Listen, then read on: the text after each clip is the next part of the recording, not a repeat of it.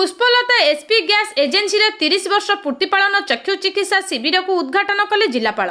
सोनपुर पुराणा मेडिकल पार्श्वे थिबा पुष्पलता एसपी गैस एजेन्सी आज महासमारोह 30 वर्ष पूर्ति पालन हो जाइछि। एही उत्सव में मुख्य अतिथि भाव में सुवर्णपुर जिलापाल डॉक्टर नृपराज साहू जोगदे एही एजेन्सी 30 वर्ष पूर्ति अवसर में जन्मदिन केक काटी अनुष्ठान समृद्धि शुभकामना करथिले।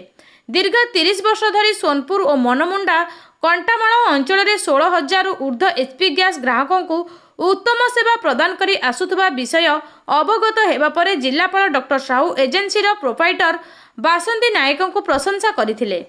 एही अवसर में सम्मानित अतिथि भाव में जिला जोगाण अधिकारी विधुभूषण दास, प्रतिष्ठाता पुष्पलता नायक, जिला सूचना और लोकसंपर्क अधिकारी अर्जुन माझी, वरिष्ठ नागरिक दुखीराम नायक, पुरुषोत्तम पाणिग्राही जोग देइथिले।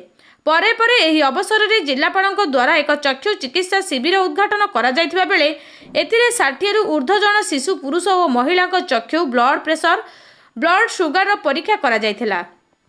5 जन मोतियाबिंदु रोगी को ऑपरेशन पाई परामर्श करा जाई अनेक लोकों को चश्मा प्रदान करागला। एजेन्सी निर्देशक चरण नायक और चंद्रशेखर नायक तत्वावधान में एही कार्यक्रम अनुष्ठित होइथिला। एठारे 30 वर्ष धरी सचोट और सुचारू रूपे दायित्व थिबा मैनेजर रमाकांत नायक, सूचना लोकसंपर्क अधिकारी श्री भोई और पुष्पलता नायक को जिलापाल द्वारा संबर्धित करा जायतिला।